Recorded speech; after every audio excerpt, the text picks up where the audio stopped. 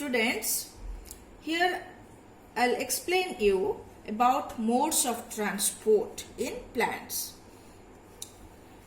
In plant, different type of substances are transported. So what are the substances? Water and mineral absorbed by the root from soil, transported to different part of the plant, to the leaf of the plant. In the leaf, the photosynthetes are synthesized. That means the sugar synthesized needs to be transported to different part of the plant till the tip of the root.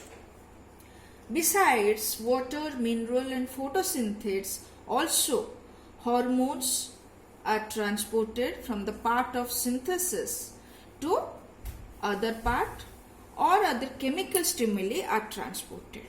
So the question is, how these substances are transported in the plant, as we know that the plants do not have circulatory system like animals. So these movements are categorized in plant into two types: short distance movement or short distance transport, and long distance movement or long distance transport. Short distance transport means the substances are transported for a closer distance, like within the cell or across the membranes, or from one cell to the adjacent cell within the tissues. In long distance movement, the substances like water and minerals are transported for a long distance through vascular tissues, that is the xylem, or photosynthetes are transported through phloem for a long distance. So this long distance movement of substances is known as translocation. Now the question is, how these substances are transported? What are the modes of this transportation? So basically there are two types of mode of transport of these substances. One is known as passive transport, another is known as active transport. Passive transport is the mode of transport where there is no energy consumed. So that means here the substances moves from its higher concentration to lower concentration passively, so they do not need any energy. So this passive transport in living system is of three different types: diffusion, facilitated diffusion, or osmosis.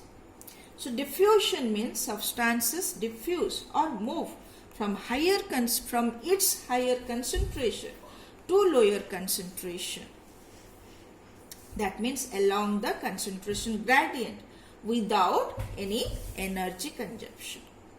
Facilitated diffusion, there are certain substances which cannot diffuse by themselves through the membrane, through the cell membrane. So they need the help of certain proteins. So if the diffusion takes place with the help of carrier protein, it is known as facilitated diffusion. If the diffusion takes place through the semi-permeable membrane, is known as osmosis. So this is about the passive mode of transport taking place in living system. Next one is active transport. Here the substances are transported against the concentration gradient, that means from its low concentration to high concentration. So they need the presence of energy. So these are the different modes of transport through which substances move inside the plant. So that is all about modes of transport in plants. Thank you.